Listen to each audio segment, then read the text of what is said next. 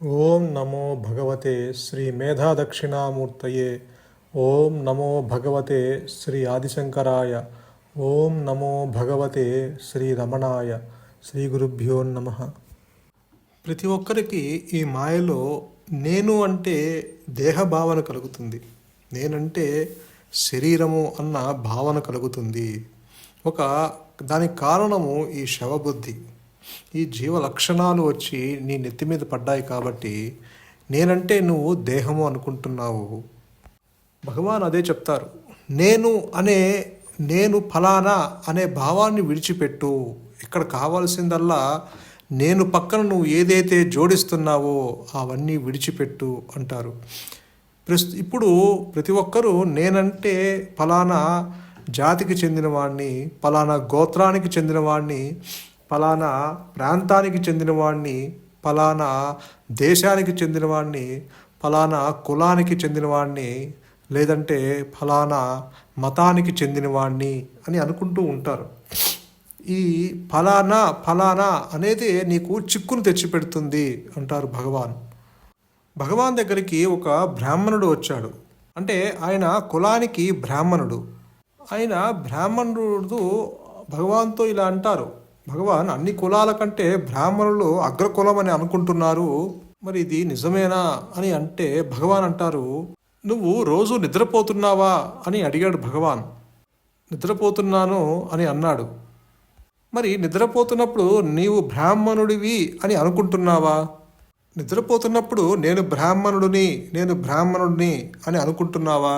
ఆయన అంటారు, నిద్రపోతున్నప్పుడు ఏమీ అనుకోవటం లేదండి, నిద్రపోతున్నప్పుడు అసలు నువ్వే లేవు. ఇలా నువ్వు అనుకుంటానికి కారణము ఈ మిథ్యా నేను, ఈ దేహాత్మ బుద్ధి వలన. నీవు జాగృతావస్థలో నిద్ర నుంచి మేల్కొనగానే నేనంటే దేహము అన్న భావన కలుగుతుంది. దాంతో ఈ మిథ్యా నేను అనుకుంటుంది, నేను ఫలానా వాణ్ణి అని అనుకుంటుంది. ఇది నిద్రపోతున్నప్పుడు నీకు ఏ భావన లేదు కదా. నిద్రపోతున్నప్పుడు ఎవరు నేను బ్రాహ్మణుడు అని అనుకోడు. వైశ్యుడు నేను వైశ్యుడు అనుకోడు. క్షత్రియుడు నేను క్షత్రియుడు అని అనుకోడు. అక్కడ మిథ్యానేను లేదు. మిథ్యానేను వచ్చినప్పుడు మాత్రమే ఇవన్నీ వస్తాయి. ఈ మనస్సులో ఈ సమస్యలు, ఈ ఫలానా అనే భావము ఈ మిథ్యానేను వచ్చినప్పుడు వస్తాయి. కాబట్టి నీకెందుకు ఈ గొడవలు? నువ్వు అసలు మిథ్యానేను కాదు కదా. అసలు నీవు మిథ్యా నేనే కానప్పుడు అది కల్పించిన విషయాలు జరిగేవి నీకెందుకు అంటారు భగవాన్. అదే నీవు కాదు, మరి అది కల్పించిన విషయాలు పట్టుకొని నువ్వు ఎంతకాలం తిరుగుతావు? అదే భగవాన్ చెప్తారు, మన చేతులు మన ఆలోచనలు పనిచేసుకుంటున్నప్పటికీ మన మనస్సు సన్యాసిగా ఉండాలి. కాబట్టి ఇవన్నీ నేను ఫలానా గోత్రానికి చెందినవాడిని, నేను ఫలానా కులానికి చెందినవాడిని, నేను ఫలానా మతానికి చెందినవాడిని అనేది ఈ మాయా నేనే. అందుకే అంటారు, నేను ఫలానా అనే భావాన్ని విడిచిపెట్టు. ఎందుకంటే నీవు అది కాదు. నిద్రలో నీకు ఎటువంటి భావాలు లేవు. అసలు నీవెవరివో కూడా నీకు తెలియదు. నీ శరీరాన్ని పక్కన పడేసి హాయిగా పడుకుంటున్నావు. అలాగే నీ భార్య, పిల్లలు, లేకపోతే నీ వస్తువులు, నీ బ్యాంకు బ్యాలెన్సు, నీ డబ్బు, నీ ఇల్లు, నీ కారు, నువ్వు పూజించే నీ తల్లిదండ్రులు, నువ్వు పూజించే ఆ ఇష్టదైవము కూడా అందరినీ వదిలేసి ఆ నిద్రలోకి హాయిగా జారుకుంటున్నావు. అక్కడ నీకు నేను ఫలానా వాణ్ణి అనే భావన కూడా నీకు లేదు. అక్కడ ఎటువంటి భావాలు లేదు. ఒకవేళ నీవే కనుక నేను ఫలానా మతానికి చెందిన వాడిని అనేది నిజమైతే కనుక ఆ భావన నీకు నిద్రలో కూడా ఉండాలి. ఒకవేళ సత్యము ఎప్పుడు అన్ని అవస్థల్లోనూ మారకుండా ఉండాలి. మారేది సత్యం ఎట్టా అవుతుంది? కాబట్టి మారేది అవి అసత్యము, అనిత్యము, అశాశ్వతము. జాగృతావస్థలో ప్రతి ఒక్కరూ నేను ఉన్నాను, ఎవరైనా ఉన్నావు అంటే నేను ఉన్నానునే అంటాము, ఎవరు లేరు అని చెప్పము. మరి ఉండి ఉన్నారా, ఉండకుండా ఉన్నారా అంటే ఉండి ఉన్నామనే చెప్తాము. ఆ నేను ఉండటం అనేదే ఆ భగవంతుని యొక్క స్థితి. అదే అహంస్ఫురణ, అదే ఆత్మ. నేను ఉన్నాను అన్న స్థితి ఏదైతే ఉందో అది అన్ని అవస్థలకి ఆధారంగా ఉన్నది. గాఢ నిద్రలో కూడా నీవు ఉన్నావు. నీవు ఉండబట్టే రమేష్గా పడుకొని సురేష్గా మేలుకోవట్లా, మళ్ళీ రమేష్గానే మేల్కొంటున్నావు. అదే వ్యక్తిత్వం మళ్ళీ మేల్కొంటుంది. ఏ వ్యక్తిత్వం అయితే జాగృతావస్థలో అన్నిటితోనూ తాదాప్యం చెంది ఉందో అదే అహంకారము, అదే వ్యక్తిత్వము గాఢ నిద్రలో వృత్తిరాహిత్యమైంది. ఎటువంటి యాక్షన్స్ లేకుండా, ఎటువంటి క్రియలు లేకుండా, ఎటువంటి కర్మలు లేకుండా, ఎటువంటి ఆలోచనలు లేకుండా అది హాయిగా పడుకుంది. అక్కడ నీవు ఉన్నావు. కాకపోతే ఆ సహజ స్థితి ఏదైతే ఉందో, అంటే ఆలోచనలు లేక, అన్యత్వము లేక ఏదైతే ఆ సహజ స్థితి ఉన్నదో అది నీ సహజ స్థితే. కానీ దాన్ని నీవు ఉన్నా కూడా గుర్తించలేని పరిస్థితిలో ఉన్నావు. ఎందుకంటే అక్కడ అహంకారము మిగిలే ఉన్నది. అహంకారము అది లయమై ఉంది, పూర్తిగా నశించల. అక్కడ ఎరుకతో కూడి ఉన్న జ్ఞానము ఉన్నా నీవు దాన్ని గుర్తించలేని పొజిషన్లో ఉన్నావు. అలాగే కలకనేటప్పుడు కూడా సూక్ష్మ శరీరంతో తాదాప్యము చెంది ఉన్నావు. అక్కడ కూడా నీవు ఉన్నావు. బట్ ఆ ఉండటం అనే స్థితి 3 అవస్థల్లోనూ ఉన్నది. అంటే 3 అవస్థలకి ఆధారంగా, అతీతంగా, భిన్నంగా నేను ఉన్నాను అన్న అహంస్మరణ ఉండబట్టి ఈ 3 అవస్థల్లో కూడా నేను ఉన్నాను అని ఈ మాయా నేనుతో చెప్తున్నావు. బంగారము లేకుండా ఆభరణం ఎట్టా అయితే నిలవలేదో, ఈ యొక్క అహంస్ఫురణ లేకుండా ఈ అహం దేహము నిలవలేదు. కాబట్టి 3 అవస్థల్లోనూ నీవు ఉన్నావు. కాకపోతే గాఢ నిద్రలో నీవు ఆ ఆత్మలో మునక వేసి వస్తున్నావు. ప్రతిరోజు ప్రతి వాళ్ళు అన్ని జీవరాశులు అందరూ నిద్రపోతున్నారు. ఆ గాఢ నిద్రలో నీ సహజ స్థితి అది. ఆ సహజ స్థితిలో ఒక మునక మునిగి ప్రతిరోజు అందరూ మేల్కొని వస్తున్నారు. కాకపోతే ఆ ఆనందాన్ని ఎరుకతో అనుభవించలేకపోతున్నారు. ఎందుకంటే అక్కడ వ్యక్తిత్వము మిగిలే ఉన్నది. ఆ వ్యక్తిత్వంతో నీవు అహంకారంతో నీవు ఆత్మని గ్రహించలేవు. ఎందుకంటే ఆత్మ అనాత్మ 2 ఆపోజిట్స్. ఆత్మ ఉంటే అనాత్మ ఉండదు, అనాత్మ ఉంటే ఆత్మ ఉండదు. వీటి మధ్య ఎటువంటి రాకపోకలు లేవు. కాబట్టి నీ సహజ స్థితిలో ఎటువంటి భావాలు లేని సహజ స్థితి, ఎటువంటి అన్యత్వము లేని సహజ స్థితి, ఎటువంటి ద్వైతము లేని సహజ స్థితి అది. అక్కడ అన్యత్వము లేక, ఆలోచనలు లేక, ఎటువంటి ద్వంద్వ భావన లేక, అంటే అక్కడ రాగద్వేషాలు కానీ, లేకపోతే కర్తృత్వ భోక్తృత్వాలు కానీ, కర్మ అకర్మ వికర్మలు కానీ, ఆ యొక్క లాభనష్టాలు కానీ, గౌరవము అగౌరవము కానీ, ఇష్టము అయిష్టము కానీ, పుణ్యము పాపము దుఃఖము కానీ, అదృష్టము దురదృష్టము కానీ, అంటే ఈ ద్వంద్వ భావాలకి ఎటువంటి ద్వంద్వ భావాలు లేని స్థితి అది. ఎందుకంటే అక్కడ నీకు ఏ ఆలోచనలు లేవు. అందుకనే నీకు గాఢ నిద్రలో ఈ ద్వంద్వ భావాలు కూడా నీకు అక్కడ లేదు.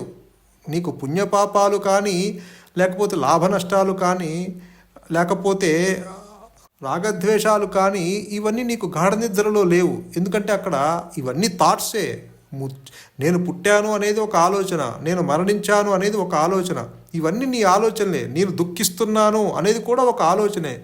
నాకు అదృష్టం కలిగింది, నాకు దురదృష్టం కలిగింది, లేకపోతే నాకు ఈ పని వల్ల ప్రతికూలమైన ఫలితాలు వచ్చాయి, ఈ కర్మ వల్ల నాకు అనుకూలమైన ఫలితాలు వచ్చాయి అనేది ఇవన్నీ ఆలోచనలే. మరి ఒకవేళ అది నిజమైతే కనుక, ఈ ద్వంద్వ భావాలన్నీ నిజమైతే కనుక, అక్కడ ఈ ఇదం భావాలు అంటే ప్రాపంచిక సంబంధించిన ఈ భావాలు కనుక నిజమైతే కనుక గాఢ నిద్రలో కూడా ఉండాలి.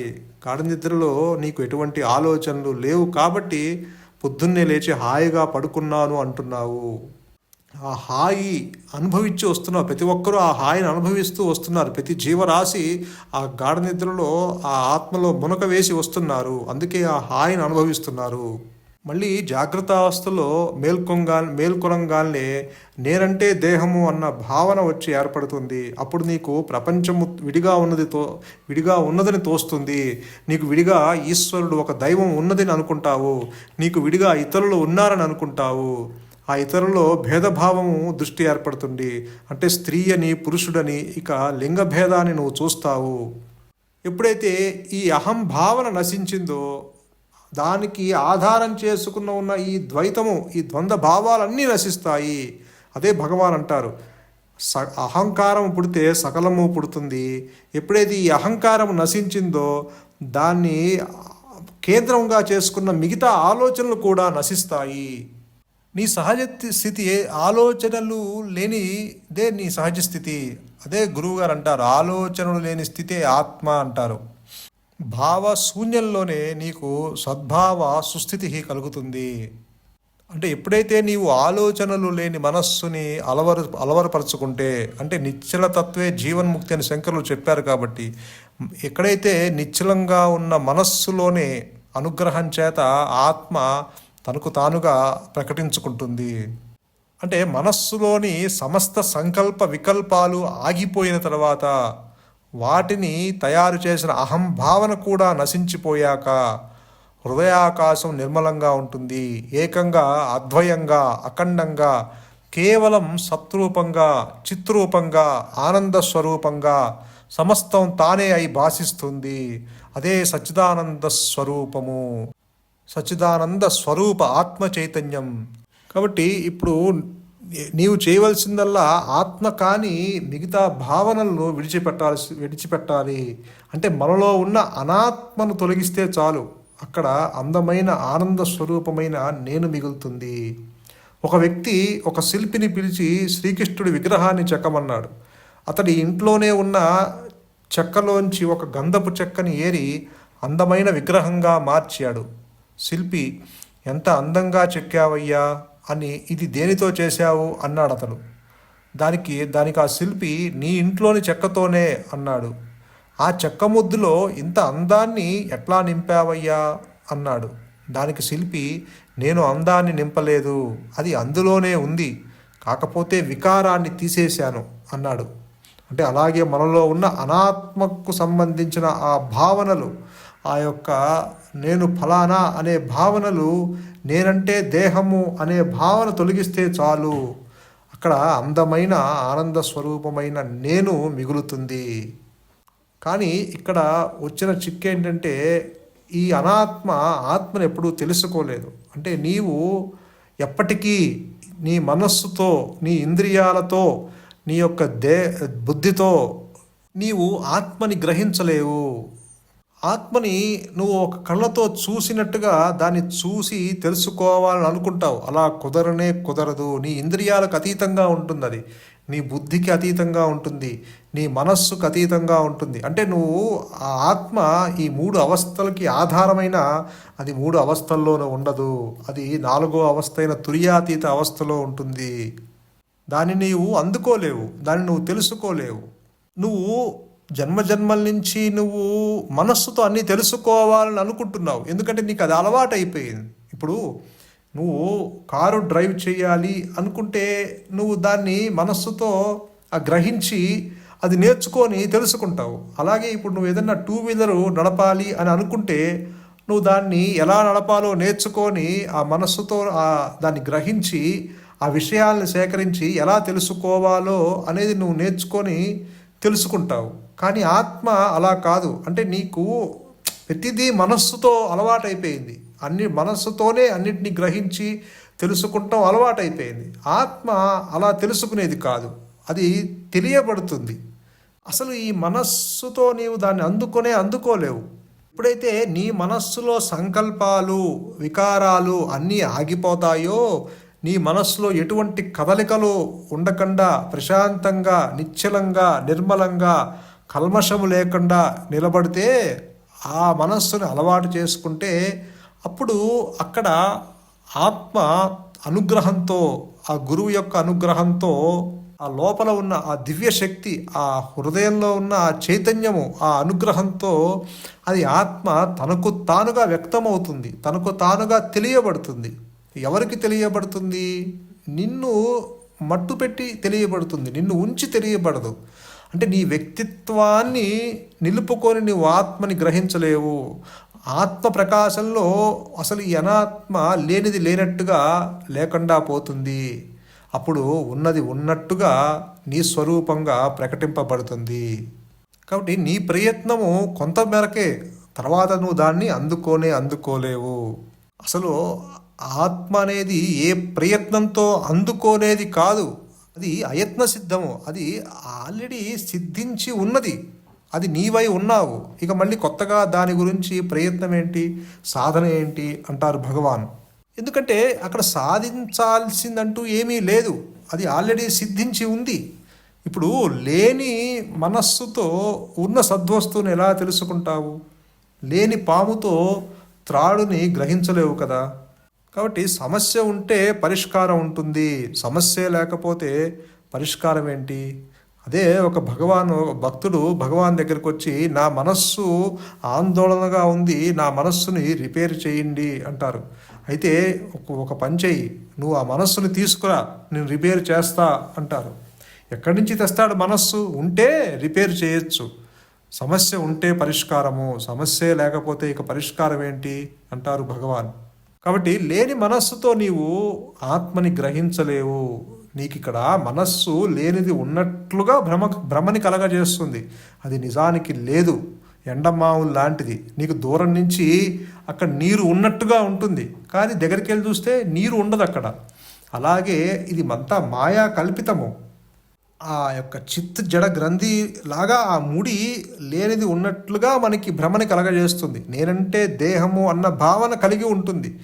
నేనంటే ఒక రూపము నామముతో తాదాప్యము చెందినట్టుగా ఉంటుంది. అది నీవు ఆ దేహంతో ఆ రూపంతో తాదాప్యము చెందింది కాబట్టి అది సత్యం అనుకుంటున్నావు. కాబట్టి ఇతరులు కూడా అదే రూపాలుగానే భావిస్తున్నావు. నువ్వు ఇక్కడ వాళ్ళల్లో ఇతరులు ఉన్నారనుకుంటున్నావు.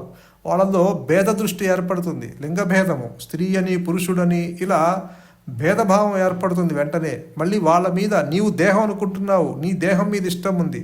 అలాగే ఇతరుల దేహాలు కూడా వాళ్ళ మీద అయిన వాళ్ళ మీద ఇష్టము, కాని వాళ్ళ మీద అయిష్టము ఏర్పరచుకుంటావు. ఇవన్నీ నీ యొక్క భావనలే, నిజంగా అక్కడ ఏమీ జరగట్లా. ఇదంతా జరిగేది నీ మనసులో ఆ యొక్క సంకల్పాలే, అంటే ఆ భావనలే నీకు అలా ఆ బయట ప్రకటింపబడతాయి, ఆ దృశ్యాలే నీకు అలా కనిపిస్తాయి.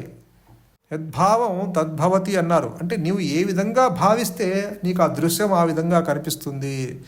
భావశూన్యంలోనే ఆ యొక్క ఆత్మ తనకు అనుగ్రహం చేత తనకు తానుగా ప్రకటింపబడుతుంది. కాబట్టి నువ్వు భావశూన్యానికి రావాలి. నువ్వు ఉన్నది అనుకుంటున్నావు కాబట్టి మనస్సు అది ఉద్భవించిందేమో చూడు, అది అహంకారం పుట్టిందేమో చూడు, అదే నేనెవరన్న విచారణ అంటున్నారు భగవాన్.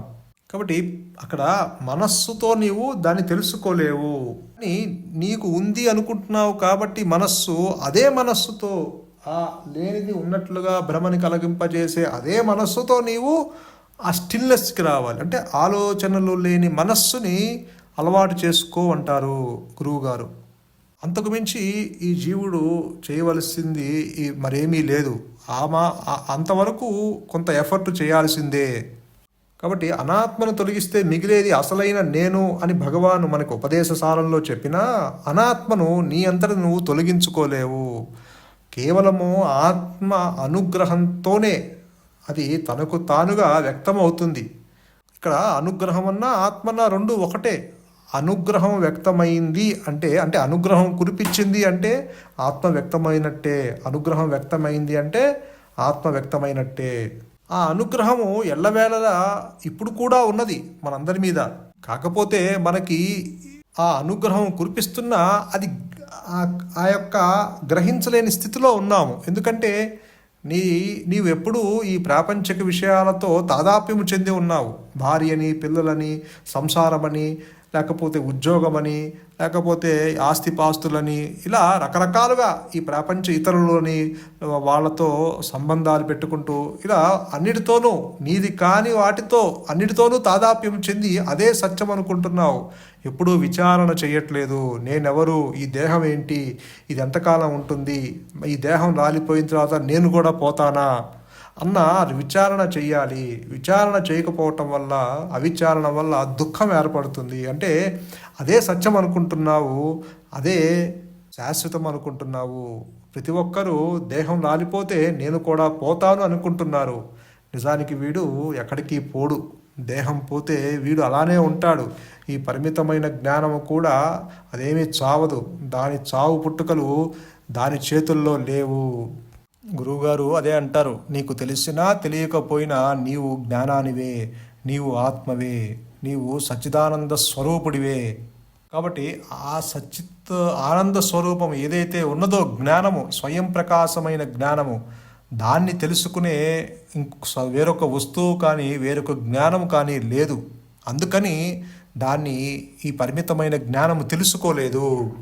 ఆత్మ స్వయం ప్రకాశము, సెల్ఫ్ ల్యూమినస్, సెల్ఫ్ షైనింగ్, ఘనాతి ఘనంగా ఆ జ్ఞానము వ్యాపించి ఉన్నది.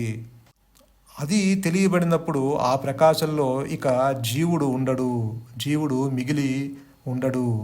సూర్యుని ప్రకాశంలో చీకటి లేనట్టు ఆత్మ ప్రకాశంలో అవిద్యకు కానీ అజ్ఞానానికి కానీ ఈ యొక్క అంధకారానికి కానీ ఈ యొక్క అహంభావనకి కానీ చోటు లేదు.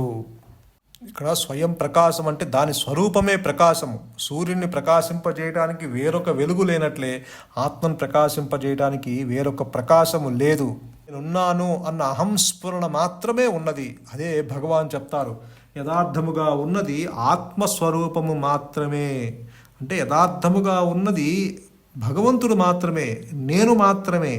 నేనున్నాను అన్న ఎరుక లేక ఉనికితో కూడి ఉన్న జ్ఞానము మాత్రమే ఉన్నది. అదే సత్యమై నిత్యమై ప్రకాశిస్తూ ఉన్నది. నిజంగా ఒకదాన్ని మరొకటి తెలుసుకోవాలంటే ప్రయత్నం కావాలి, జ్ఞానం కావాలి. కానీ తన్ను తాను తెలుసుకోవడానికి వేరే జ్ఞానం అక్కర్లేదు. ఉదాహరణకు ఇప్పుడు కరెంటు పోయింది, అందరూ అక్కడ ఉన్నారో లేదో తెలుసుకోవడానికి దీపం కావాలి. కానీ మనం ఉన్నామో లేదో తెలుసుకోవడానికి ఏ దీపము అక్కర్లేదు కదా. అలాగే నన్ను నేను తెలుసుకోవడానికి ఏ వెలుగు, ఏ జ్ఞానము, ఏ ప్రయత్నము అక్కర్లేదు. ఎందుకంటే అది నీవై ఉన్నావు కాబట్టి. ఇప్పుడు కూడా at the moment you are that only. నీవు అదే ఉన్నావు. తనకు తానే నేను ఉన్నాను అన్న అహంస్ఫురణ తనకు తానే ప్రమాణము. ఇప్పుడు నేను ఉన్నాను ఈ మాయానేనుతో చెప్తున్న ఆ నేను ఉండటము అనేదే ప్రమాణము. కనుక ఆత్మ తనకు తానుగా తెలియబడుతుందే తప్ప నీ మనస్సుతో దాన్ని ఎప్పటికీ ఎన్నటికీ అది గ్రహించలేవు. That is impossible. ఆత్మ అనుభవం కేవలము ఆత్మకే, జీవుడికి ఉండదు. ప్రతి ఒక్కరూ అనుకోవచ్చు, నేను ఉండి ఆత్మని దర్శిస్తాను అని అనుకోవచ్చు. అది జరగదు. నీవు ఉండి నీకు అది అలవాటైపోయింది. నేను ఉండి అన్నీ తెలుసుకుంటాం, అన్నీ గ్రహించటము. ఆ పరిమితమైన జ్ఞానంతో, ఆ మాయానేనుతో నీవు అదే తాదాప్యం చెంది అది ఉండి అన్నిటినీ తెలుసుకుంటాం అలవాటైంది. కాబట్టి అలానే ఆత్మని కూడా నీవు ఉండి విడిగా తెలుసుకుందాము అన్న ప్రయత్నం చేస్తావు. ఆ ప్రయత్నము ఎప్పటికీ ఎన్నటికీ అది ఆత్మని అందుకోలేదు. ఎందుకంటే ఈ మిథ్య అనేది అసలు లేదు. మనస్సు అనేది పుట్టనే లేదు. ఆది నుంచి అహంకారము తృణీకరించబడ్డది. కాబట్టి గురువుగారు కానీ భగవాన్ కానీ శంకరులు కానీ చెప్పేది ఏంటంటే, నీవు దాన్ని ఎప్పటికీ అందుకోలేవు. నీ ప్రయత్నము నువ్వు ఎంత చేసినా, ఏ ప్రయత్నము చేసినా అది నువ్వు దాన్ని తెలుసుకోలేవు, ఆత్మని తెలుసుకోలేవు. ఎందుకంటే నీకు విడిగా ఉంటే తెలుసుకుంటావు, కానీ నీవు అదే ఉన్నావు కాబట్టి దాన్ని నువ్వు విడిగా తెలుసుకునే అవకాశం లేదు. ఎప్పుడైతే నీ ప్రయత్నం ఆగిపోతుందో, నీ మనసులో కదలికలు ఆగిపోతాయో, అంటే ఇప్పుడు ఒక సరస్సు ఉంది, లేకపోతే ఒక నది ఉంది. ఆ నదిలో ఆ నీరు తరంగాలు లేకుండా క్రిస్టల్ క్లియర్గా ఉన్నప్పుడు నీవు తొంగి చూసినప్పుడు నీ స్వరూపమే ఆ సరస్సులో, ఆ కొలనులో నీ ప్రతిబింబమే అక్కడ నీకు కనిపిస్తుంది. నువ్వు ఒక చిన్న గులకరాయి వేస్తే అక్కడ తరంగాలు ఏర్పడి నీ ప్రతిబింబం నీకు కనిపించదు. అలాగే నీ మనస్సు కూడా అక్కడ ఎటువంటి తరంగాలు, అంటే ఎటువంటి ఆలోచన లేకుండా క్రిస్టల్ క్లియర్గా ఉన్నప్పుడు అక్కడ ఆ కాన్షియస్నెస్, ఆ ఎరుక లేక ఉనికితో కూడి ఉన్న జ్ఞానం ఏదైతే ఉన్నదో అక్కడ అది నీ స్వరూపంగా, అంటే నీ ప్రతిబింబం అక్కడ కనిపించినట్టు నీ స్వరూపంగా అది అక్కడ ప్రకటింపబడుతుంది. అప్పుడు రెండు నేనులు ఉండవు, ఉండేది ఒకటే నేను. అదే అహంస్ఫురణ. మంచిది. మౌనమే శరణ్యం. మౌనమే నీ సహజత్వం. ధన్యోస్మి.